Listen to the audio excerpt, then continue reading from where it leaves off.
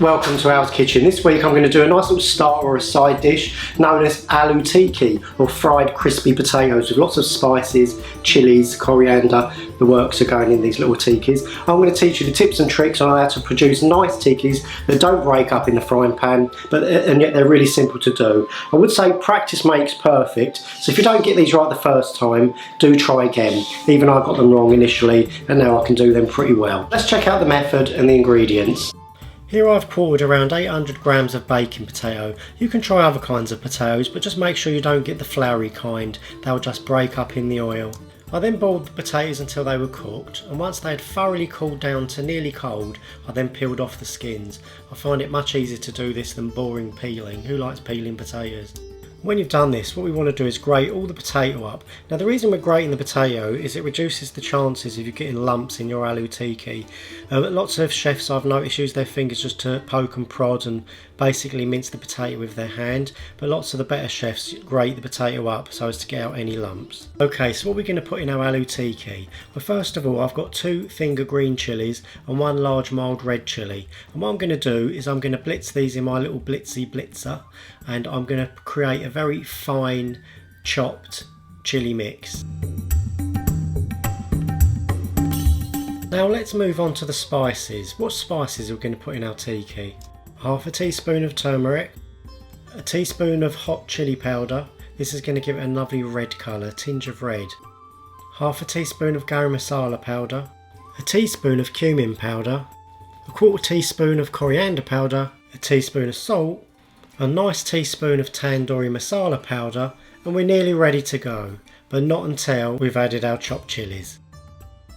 Okay, so now we've done all that, get a nice big handful of fresh coriander and chop it finely. This is going to go in at a slightly later stage when we start to prepare the tikki mix. So now it's time to get our hands dirty, get the kids involved, get other family members involved. So we're going to use our hands here. Our hands are the best tool for this. And what we want to do is keep pressing, pushing and mincing and combining the mixture until it's all thoroughly mixed in. What we're actually trying to do is create a dough-like patty, and we're going to start to pull pieces from that patty and we're going to form circular disc shapes, all using our hands. Now, in order for the potato to stay and remain intact when it's being fried, we need to add a starch. Now, I've used gram flour, I've used plain flour, I've used rice flour, and I've used corn flour. Many Indians opt for the corn flour. It's readily accessible, easy to buy in any shop. And I also produce marvellous results using corn flour. The tikkis come out really crispy, they hold together well, and they really turn the potato mix into a very dough-like structure. All in all, I use about 2 teaspoons of corn flour, but you can add it until you feel the structure of the potato changing, until it's kind of dry, dough-like, and feels like it's not going to break up. Now throw the chopped coriander into the mix and carry on as we were before, constantly prodding and mixing the potato mix. Now it's the fun part. If you have one of these circular rings, you can start filling these up to the size you require, and you can produce tikkis this way. I actually prefer rolling them hand. So take a portion of the tikki mix and just roll it in your hand in circular motions. When you've rolled enough and you've formed a nice ball like this, you just want to put it down on a dry surface and just keep patting it to spread it out. See the way it's not breaking up? And then what you want to do is just tap the edges to form slightly square but rounded on the edges. So let's go again. Take a handful of the mixture, roll it until you form a nice ball, place it down and keep tapping it until it expands without breaking. Turn it on its side, roll it on the edges, and then you've got a nice tikki there ready to be fried. You want to repeat this process over and over again until all your tikki mix is used up. Wouldn't it be lovely to be able to cook this fast and prepare food this way? Now let's start frying these babies. Prepare some oil and take a little bit of tikki mix. When it starts to float to the top, it means the oil is ready and hot enough, just like that. Now gently place them in the oil until you've comfortably filled your frying pan. You don't want to overfill, so you may need to do this in 2 different batches.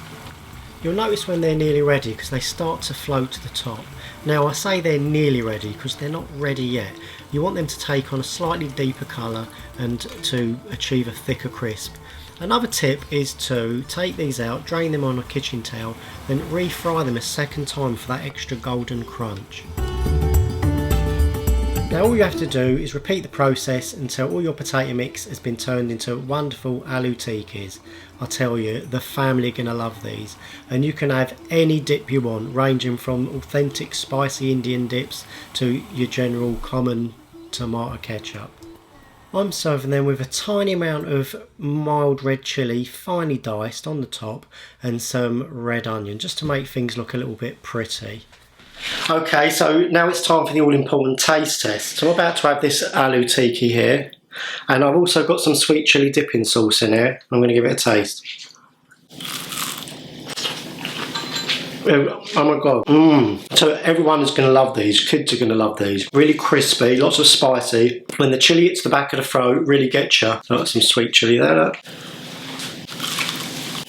Absolutely divine. Hope you've enjoyed this cooking session with me. Subscribe if you're new, give me the thumbs up, and leave a comment in the comment section below. I do read all the comments, even if I don't get back to you all. There's just so many. I'm out and I'm out of here.